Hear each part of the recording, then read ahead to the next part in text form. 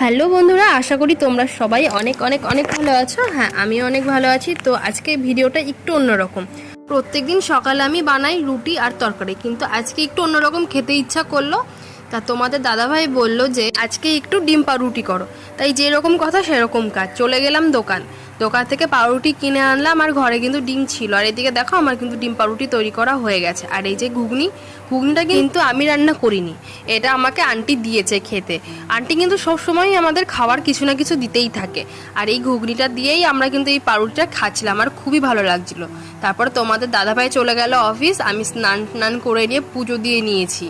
পুজো দেওয়ার পরে আমার যেহেতু দুপুরবেলা রান্না করতে হয়, তাই সোজা চলে গেলাম রান্নাঘরে গিয়ে আগে বসিয়ে দিলাম ভাত। আর এদিকে দেখো ডালটা সেদ্ধ করে নিয়েছি। আজকে আমি মুড়িঘণ্ট ডাল বানাবো।